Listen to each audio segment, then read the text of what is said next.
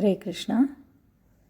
पुढील ध्वनिमुद्रीकरण गजेंद्रची गोष्ट या नावाचे श्रीमद भागवतम स्कंध 1 अध्याय 13 श्लोक 43 यावरील परमपूज्य राधानाथ स्वामी महाराजांचे प्रवचन असून हे दिनांक 21 जुलै 1989 मध्ये चौपाटी मंदिर मुंबई भारत येथे दिलेले आहे. नमो भगवते वासुदेवाय.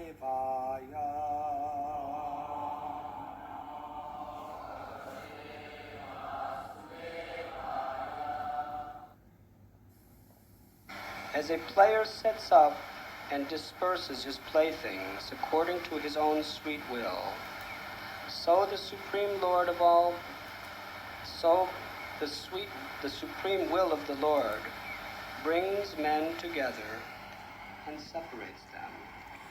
Report. जसा एखादा खेळाडू We must know for त्याच्या स्वतःच्या इच्छेनुसार त्याच्या खेळण्यांना मांडतो आणि आवरतो, त्याचप्रमाणे भगवंतांची परम इच्छा माणसांना एकत्र आणते आणि वेगळे करते. in the heart of every living being.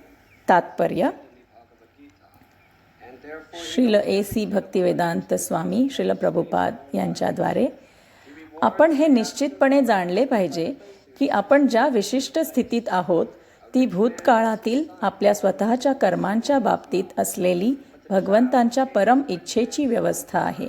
भगवद्गीतेत 13व्या अध्यायातील 23व्या श्लोकात म्हटल्याप्रमाणे परमात्मा प्रत्येक जीवाच्या हृदयात स्थानिक परमात्मा म्हणून उपस्थित असतो आणि म्हणूनच तो आपल्या जीवनाच्या प्रत्येक टप्प्यातील आपल्या सर्व कृती जाणतो. आपल्याला एका विशिष्ट ठिकाणी ठेवून तो आपल्या कृतींच्या प्रतिक्रियांचे प्रतिफळ देतो. एक श्रीमंत माणूस आपल्या मुलाला तोंडात चांदीचा चमचा घेऊन जन्म देतो, परंतु श्रीमंत माणसाचा मुलगा म्हणून आलेला मुलगा अशा स्थानास पात्र होता म्हणूनच त्याला परमेश्वराच्या इच्छेने तिथे ठेवले जाते. आणि जेव्हा मुलाला त्या ठिकाणाहून काढून टाकावे लागते तेव्हा तो परमात्म्याच्या इच्छेने तेथून दुसरीकडे नेला जातो. जरी तो मुलगा किंवा वडील आनंदी नात्यापासून वेगळे होऊ इच्छित नसले तरीही. गरीब माणसाच्या बाबतीतही असेच घडते. श्रीमंत माणसाचा किंवा गरीब माणसाचा जीवात्म्यांच्या अशा भेटींवर किंवा वियोगावर कोणताही ताबा नसतो. खेळाडूचे आणि त्याच्या खेळण्यांचे उदाहरण या बाबतीत गैरसमज करून घेता कामा नये. कोणी असा युक्तिवाद करू शकतो की भगवंत आपल्या कृतींचे प्रतिगामी परिणाम देण्यास बांधील असल्याने खेळाडूचे उदाहरण लागू करता येत नाही, परंतु तसे नाही. आपण नेहमी लक्षात ठेवले पाहिजे की भगवंतांची इच्छा ही सर्वोच्च आहे आणि ते कोणत्याही कायद्याने बांधलेले नाहीत. सामान्यतः कर्माचा नियम असा आहे की एखाद्याला स्वतःच्या कृतींचे फळ दिलं, परंतु विशेष प्रकरणांमध्ये भगवंतांच्या इच्छेने अशा परिणामी कृती देखील बदलल्या जातात. परंतु हा बदल भगवंतांच्या इच्छेनेच होऊ शकतो, इतर कोणाच्याही इच्छेने नव्हे. म्हणून या श्लोकात दिलेले खेळाडूचे उदाहरण अगदी योग्य आहे, कारण सर्वोच्च इच्छेनुसार भगवंत त्यांना जे आवडेल ते करण्यास पूर्णपणे स्वतंत्र आहेत आणि ते सर्व परिपूर्ण असल्याने त्यांच्या कोणत्याही कृती किंवा प्रतिक्रियांमध्ये कोणतीही चूक नाही. परिणामी कृतींचे हे बदल भगवंत विशेषतः त्यावेळी करतात ज्यावेळी शुद्ध भक्त सहभागी असतो. भगवद्गीतेत खात्री दिली आहे की जो शुद्ध भक्त कोणत्याही प्रकारची उणीव न ठेवता भगवंतांना शरण जातो त्याला पापांच्या सर्व प्रतिक्रियांपासून भगवंत मुक्त करतात. it is said by Lord Shri Krishna. आणि यात काहीही शंका नाही. जगाच्या इतिहासात परमेश्वराने बदललेल्या प्रतिक्रियांची शेकडो उदाहरणे आहेत. जर एखाद्या भूतकाळातील कर्मांच्या प्रतिक्रिया बदलण्यास भगवंत सक्षम असतील तर ते त्यांच्या स्वतःच्या कर्मांच्या कोणत्याही कृतीने किंवा प्रतिक्रियेने बांधलेले नाहीत. ते परिपूर्ण आहेत आणि सर्व नियमांच्या पलीकडे आहेत. जसा एखादा खेळाडू त्याच्या स्वतःच्या इच्छेनुसार त्याच्या खेळण्यांना मांडतो आणि आवरतो, त्याचप्रमाणे भगवंतांची परम इच्छा माणसांना एकत्र आणते आणि वेगळे करते. भगवद्गीतेत श्रीकृष्ण सांगतात, प्रकृते क्रियमाणानि गुणाय कर्माणि सर्वशः अहंकारादिमूढात्मा करतहम इति मन्यते. That a bewildered spirit soul एखादा भ्रामक जीवात्मा स्वतःला त्याच्या कर्मांचा कर्ता मानतो, परंतु प्रत्यक्षात अशा कृती निसर्गाने केल्या जात असतात. such actions are being carried येथे वर्णन केले आहे की परमपुरुषोत्तम भगवान हे सर्व नियंत्रकांचे नियंत्रक आहेत आणि त्यांच्या परवानगीशिवाय गवताचे पातेही हलू शकत नाही. is the controller of all परम भगवान पूर्णतः परिपूर्ण आहेत आणि म्हणूनच जे काही घडते ते त्यांच्या व्यवस्थेनुसार परिपूर्ण आहे. जीवनाच्या प्रत्येक परिस्थितीत भगवंतांची दैवी इच्छा पाहून स्वीकारण्यास चुकणे याशिवाय दुसरी कोणतीही अपूर्णता नाही. जेव्हा आपण पापी कृत्ये किंवा कर्म करतो तेव्हा कर्माच्या नियमांच्या आधारे प्रभूंची परिपूर्ण व्यवस्था असते की आपल्याला त्या पापांची परिणामस्वरूप प्रतिक्रिया किंवा शिक्षा दिली जाते. ज्यावेळी आपण पुण्यकर्मे करतो त्यावेळी आपल्याला त्या अनुरूप प्रतिक्रिया मिळते, परंतु हे सर्व परम भगवंतांच्या व्यवस्थेखाली असते. मयाध्यक्षेण प्रकृती सूयते सचराचरम. म्हणून जो पुरेसा बुद्धिमत्ता असलेला आहे, निसर्गाच्या नियमांचे स्वरूप भगवंतांचे नियम समजून घेतो, तो श्रीकृष्णांना शरण जाण्याच्या सोप्या प्रक्रियेद्वारे स्वतःला या स्थितीच्या बंधनातून मुक्त करतो. श्रीकृष्ण गीतेत वर्णन करतात की जो मला शरण जातो तो निसर्गाच्या किंवा कर्माच्या नियमांच्या अधीन राहत नाही.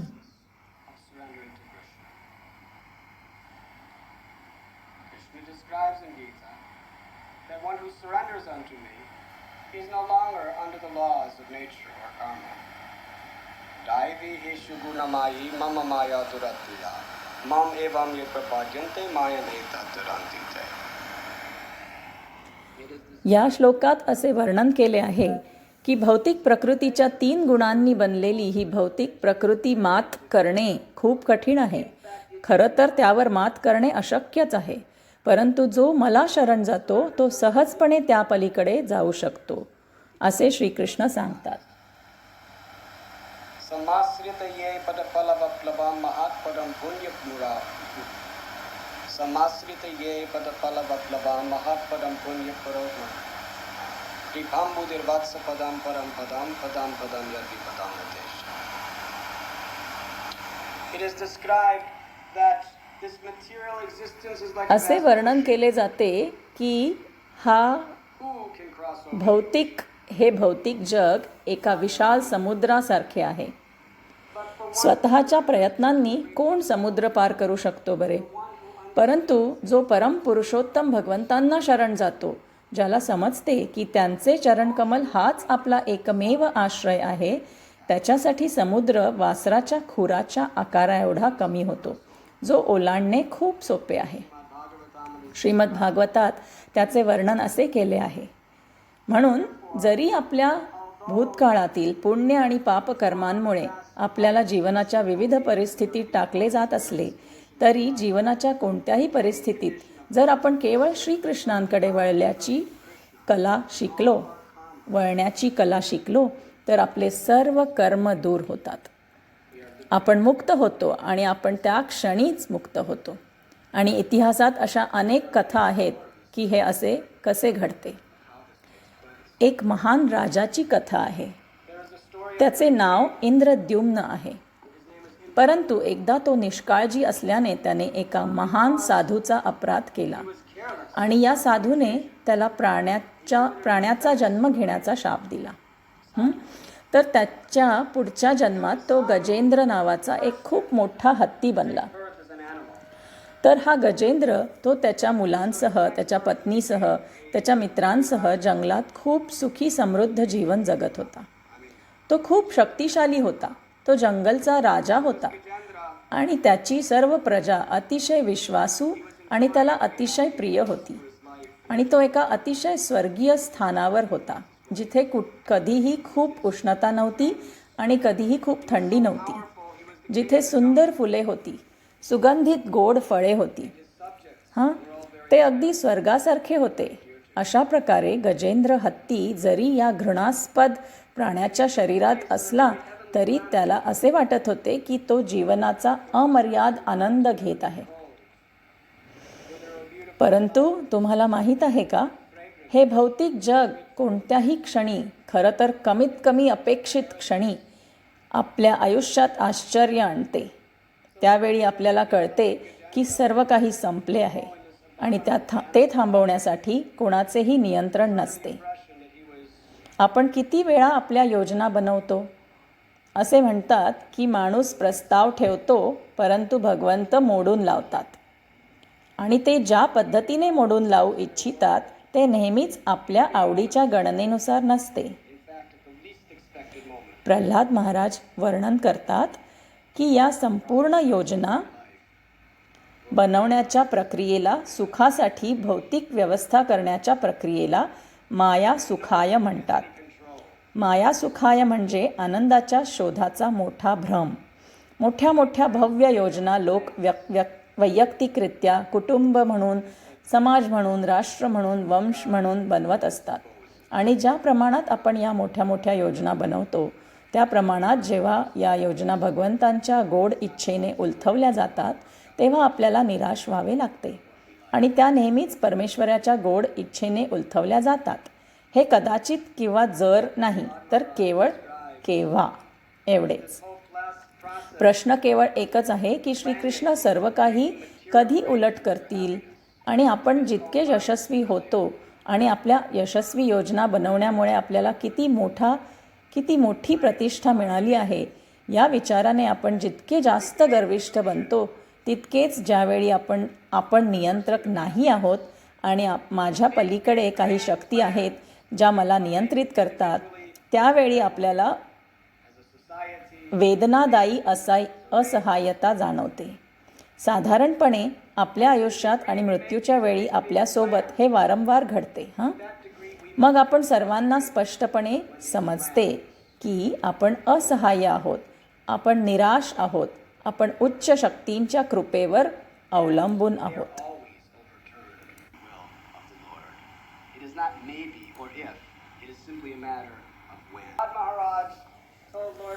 म्हणून प्रल्हाद महाराजांनी भगवान नरसिंहदेवांना सांगितले की माझ्या बाबतीत मी खूप आनंदी आहे. माझ्या वडिलांनी मला मारण्याचा प्रयत्न केला, परंतु मग काय झालं? काय हरकत नाही. त्यांनी मला डोंगरावरून फेकून दिले. त्यांनी मला मोठ्या दगडांनी आणि हत्तींनी चिरडण्याचा प्रयत्न केला. त्यांनी मला विषारी नागांच्या कुंडात टाकले. शक्तिशाली महारथी राक्षसांद्वारे त्यांच्या धारदार त्रिशूलांनी मला भोसकण्याचा प्रयत्न केला. त्यांनी मला शेकडो माणसांना मारण्यासाठी पुरेसे विष दिले. स्वर्गाच्या राजा इंद्राचा पराभव करणाऱ्या अशा त्यांच्या स्वतःच्या बाहूंनी ते त्यांच्या तलवारीने माझे डोके उडवू इच्छित होते. परंतु माझ्या प्रिय भगवंता, यापैकी कोणत्याही परिस्थितीमुळे मी कधीही अस्वस्थ झालो नाही, कारण मी नेहमीच तुमचे स्मरण करत असे.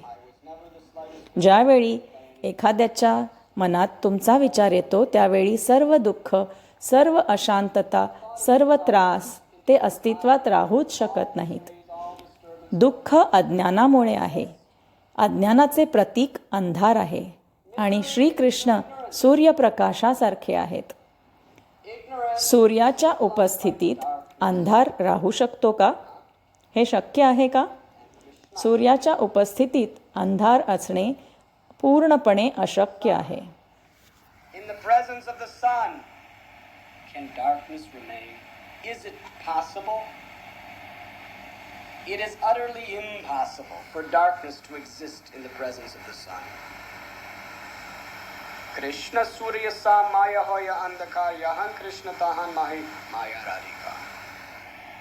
Krishna is like the sun. Shrikrishna सूर्यासारखे आहेत आणि मायारूपी अज्ञान अंधारासारखे आहे. जेथे श्रीकृष्णांचा प्रकाश असतो तेथे अज्ञानाचा सर्व अंधार आणि त्याचे पूरक दुःख, निराशा, चिंता, बंधन ते लगेच नाहीसे होतात. तर गजेंद्र तो स्वतःला खूप महान समजत होता आणि त्याने त्याच्या सर्व चांगल्या योजना आखल्या होत्या. त्याचे एक सुंदर कुटुंब होते. त्याची चिमुकली मुले, छोटी पिल्ले त्याला अतिशय सुख देत होती.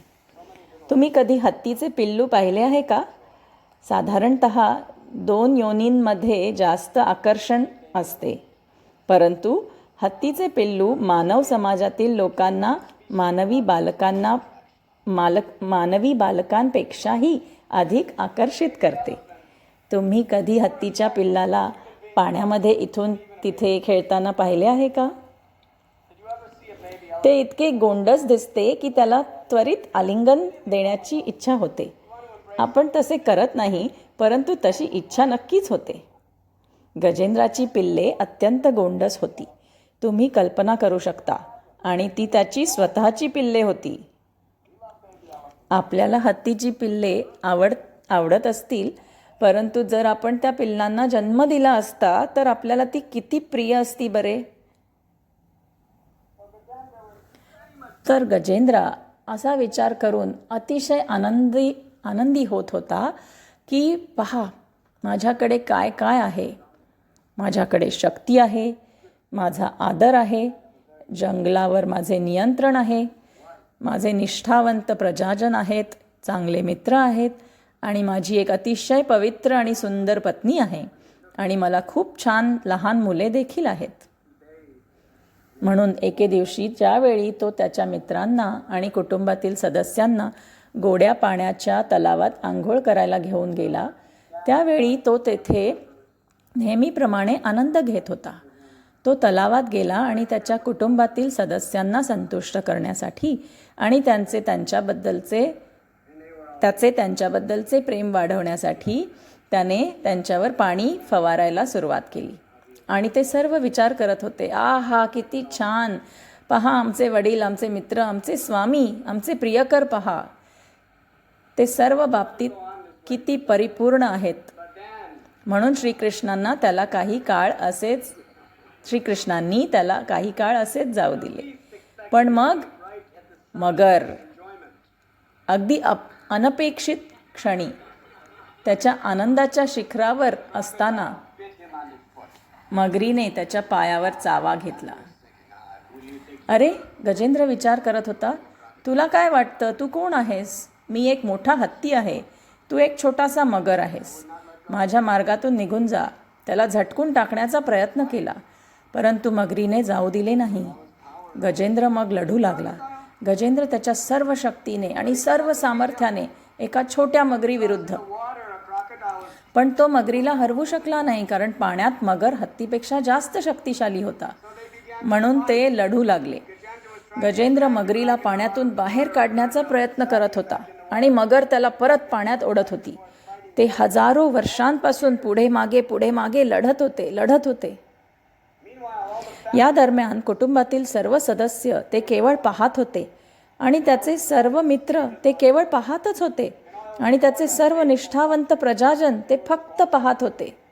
आणि गजेंद्राने त्यांच्याकडे पाहिले आणि त्याला जाणवले की तो हळूहळू कमकुवत होत चालला होता, कारण अन्न नव्हते.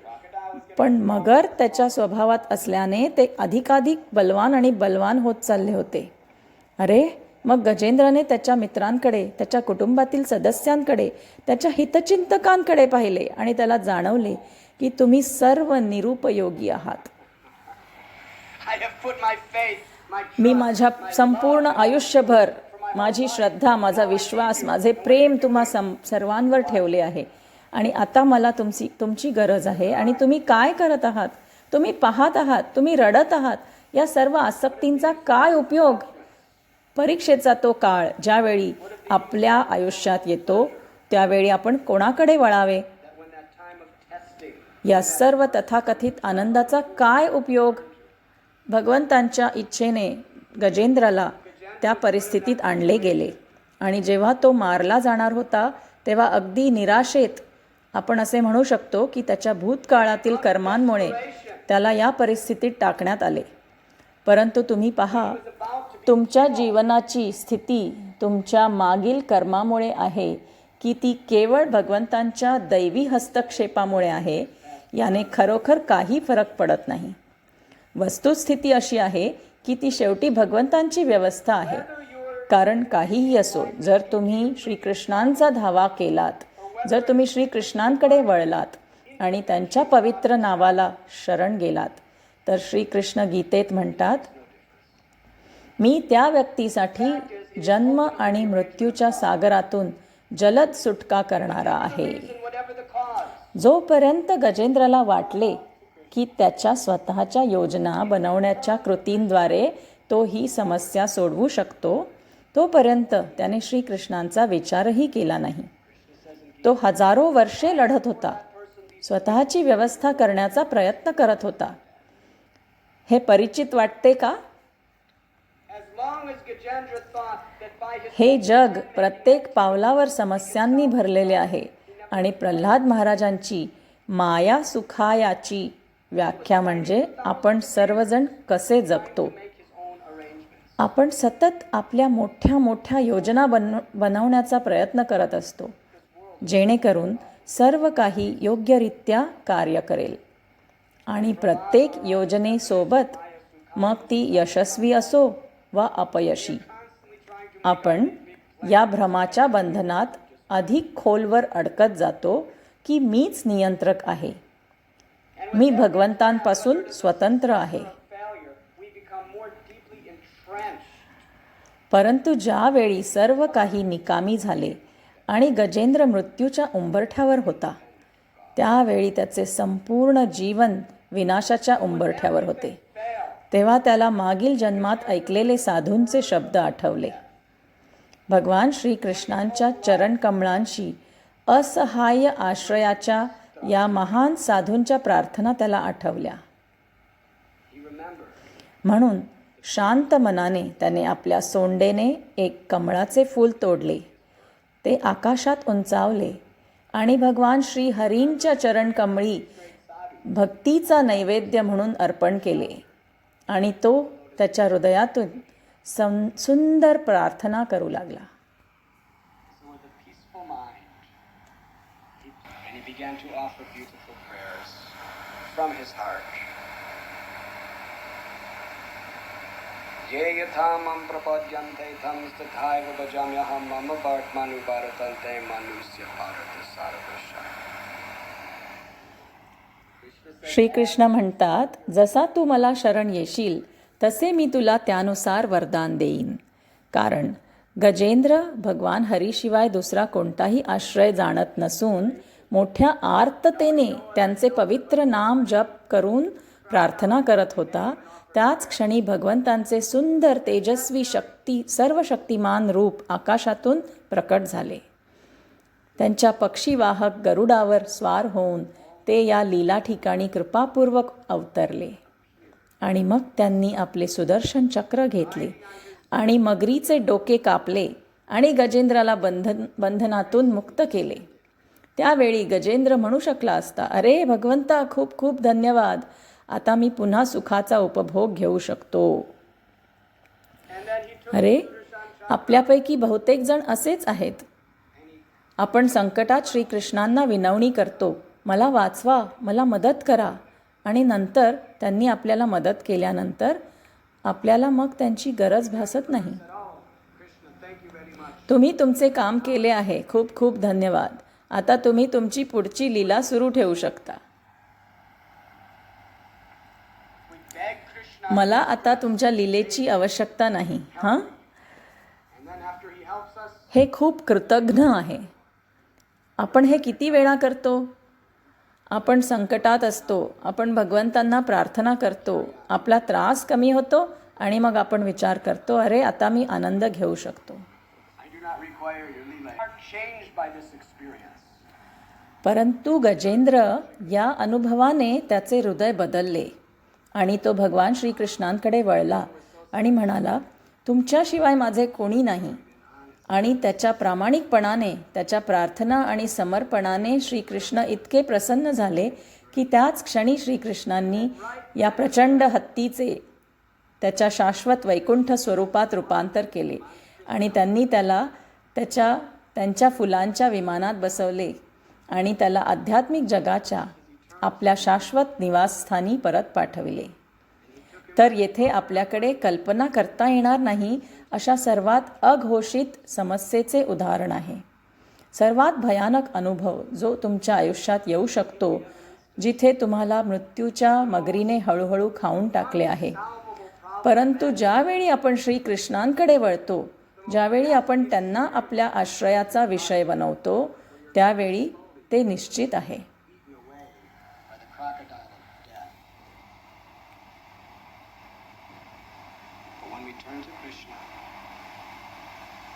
When we make him the object of our shelter, it is guaranteed. Manmana bhavamad bhakto majjajim nam namaskuru mame vaishyasi satyam te prati jani priyoshi. Always think of me. Become my नेहमी माझे चिंतन कर, माझे भक्त बन, माझी पूजा कर आणि मला वंदन कर. अशा प्रकारे तू माझ्याकडे न चुकता येशील. मी तुला हे वचन देतो, कारण तू माझा अतिप्रिय मित्र आहेस. गजेंद्र हत्तीची ही साधी कहाणी हे ठोस सत्य दर्शवते की भगवंतांचे वचन अचूक आहे. आणि महान साधू, महान ऋषींच्या इतिहासात अशा असंख्य कथा आहेत. भगवंत आपल्या जीवनातील प्रत्येक क्षणी सहजपणे उपलब्ध असतात, त्यांच्या भक्तांद्वारे आणि त्यांच्या पवित्र नामाद्वारे. या दोन माध्यमांद्वारे भगवंतांची परम दया या जगात अवतरली आहे. ज्या महान भक्तांनी आपले जीवन परमेश्वराला समर्पित केले आहे, त्यांचा आश्रय घेतल्याने मनुष्य भगवंतांच्या चरणी पूर्णपणे अर्पित होतो आणि भावपूर्वक लक्ष देऊन आणि प्रार्थनेने त्यांचे पवित्र नाव जपल्याने भगवंतांची सर्व शक्ती आणि सर्व महिमा आपल्याला मार्गदर्शन करण्यासाठी आणि आपले रक्षण करण्यासाठी उपस्थित असते. म्हणून श्री चैतन्य महाप्रभूंनी आपल्याला एक सोपी प्रक्रिया दिली आहे. जीवनाच्या कोणत्याही परिस्थितीत कोणीही या दोन तत्वांना समजून घेऊन परिपूर्ण होऊ शकतो.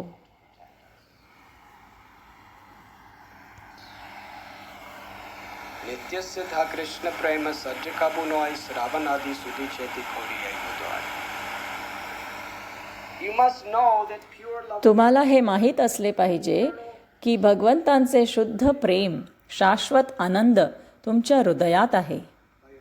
महान साधूंशी संगत करून आणि त्यांच्या पवित्र नामाचा काळजीपूर्वक जप केल्याने आपल्यातील हे शुद्ध भगवत प्रेम जागृत होते. ते प्रेम क्षितिजावर एकाच वेळी उगवणाऱ्या शेकडो आणि लाखो सूर्यांच्या तेजस्वी प्रकाशाप्रमाणे आहे. आणि शंका, भीती, वासना, लोभ, क्रोध, मत्सर, भ्रम, चिंता यांचे कारण असलेला सर्व अंधार तो भगवंतांच्या कृपेच्या तेजस्वी प्रकाशाने लगेच नाहीसा होतो. प्रत्येक मानवाच्या जीवनाचे हेच ध्येय आहे. केवळ हे शिकणे की आपल्या जीवनात आपण जीवनाच्या कोणत्याही स्थितीत असलो तरी, मग आपण वकील असो किंवा व्यापारी असो किंवा डॉक्टर असो किंवा गृहिणी असो वा विद्यार्थी असो, आपण शेतात काम करणारा असो किंवा आपण हत्ती असो किंवा आपण राजा असो, जर आपण साधूंच्या चरणकमळाचा आश्रय कसा घ्यायचा आणि आपण भगवंतांचे नाव आर्ततेने कसे घ्यायचे हे शिकलो तर आपले जीवन परिपूर्ण आहे. सर्व बुद्धिमान सुसंस्कृत मानवांचे हेच सर्वोच्च प्राधान्य आहे. आणि आपल्याकडे असलेल्या या महान संधीमध्ये कोणताही भौतिक विचार अडथळा बनून राहता कामा नये. खूप खूप धन्यवाद. हरे Krishna. number one top priority. Questions? काही प्रश्न आहेत का? तुम्ही कर्माबद्दल काय सांगू शकाल? In the process उत्तर: to God, जर एखादी व्यक्ती भगवंतांच्या भक्ती मार्गाच्या प्रक्रियेत असेल तर अशी व्यक्ती कर्माच्या प्रभावाखाली राहत नाही, तर ती परमेश्वराच्या प्रभावाच्या दैवी ऊर्जेखाली म्हणजेच भगवंताच्या कृपेखाली असते. म्हणून अशा भक्ताच्या जीवनात जे काही घडते ते थेट भगवंतांच्या इच्छेने होते. God's direction. जो व्यक्ती भगवंतांच्या मार्गदर्शनापासून स्वतंत्रपणे वागत आहे तो केवळ त्याच्या मागील कृतींचे किंवा कर्माचे फळ भोगत आहे, जे अप्रत्यक्षपणे भगवंतांची इच्छा आहे.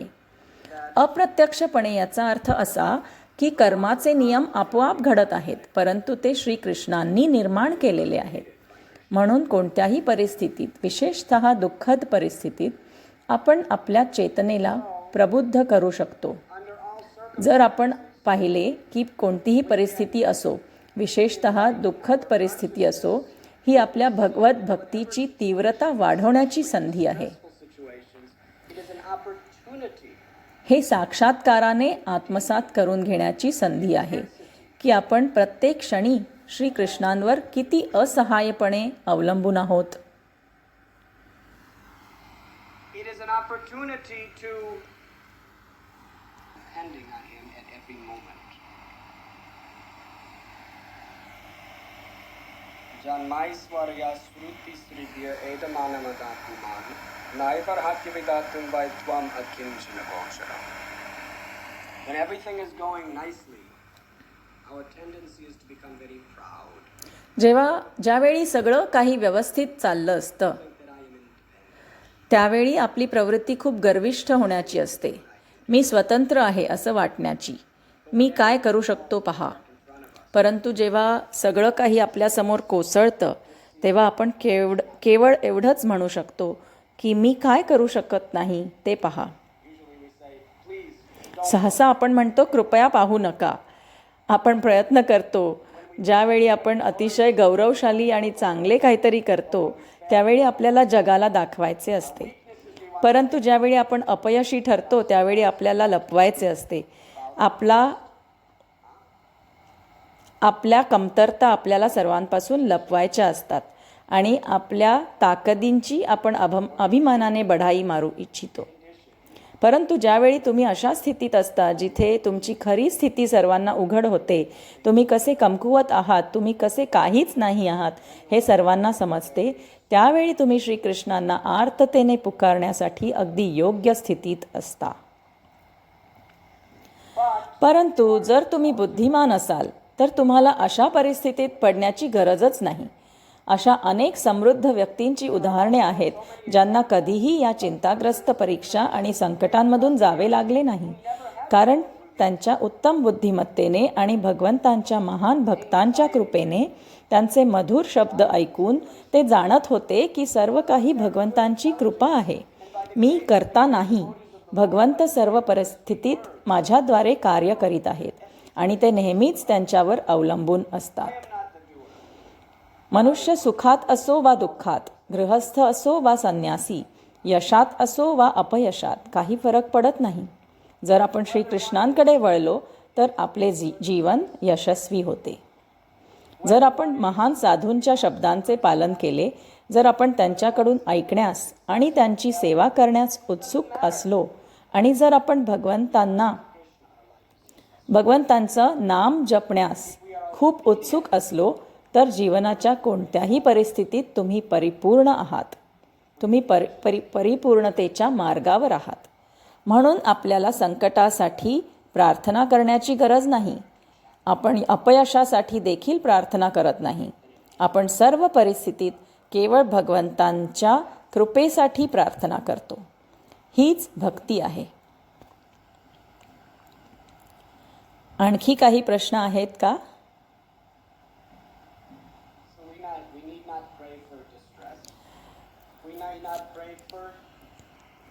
प्रश्न: धर्मग्रंथांमध्ये एक म्हण आहे, जीवो जीवस्य जीवनम, की एका प्रजातीला दुसऱ्या प्रजातीचे अन्न म्हणून बनवले जाते. दुसऱ्या शब्दात सांगायचे तर हत्ती हा मगरीचे अन्न होता. म्हणून मगरीचे डोके कापून हत्तीला न्याय्य ठरवले जाते. परंतु मगर केवळ देवाने ठरवलेल्या त्याच्या स्वभावाप्रमाणे वागत होता. तर मगरीने केलेला अन्याय नाही. हत्तीला केवळ भगवंतांची प्रार्थना करून न्याय्य ठरवले गेले, परंतु मगर तर भगवंतांनी दिलेल्या निसर्गानुसार वागण्याशिवाय दुसरे काहीही करत नव्हता. तर हत्ती त्याच्यासाठी अन्न होता. तो हत्तीला मारणार आहे हे साधारण आहे. तर मग हा अन्याय नाही का? उत्तर: हो, भौतिक गणनेनुसार हा अन्याय आहे, परंतु श्रीकृष्ण कर्ता होते. तोच सर्वोच्च न्याय होता. श्रीकृष्ण हे मुख्य न्यायाधीश असल्याने तो सर्वोच्च न्याय आहे. ते जे काही करतात तोच अंतिम न्याय आहे, नाही का? कारण जर मगरीला त्याचा न्याय मिळाला असता आणि हत्तीला खाल्ले असते तर काय झाले असते? लवकरच गजेंद्र मगर झाला असता की तो पुन्हा भुकेला असता, बरोबर?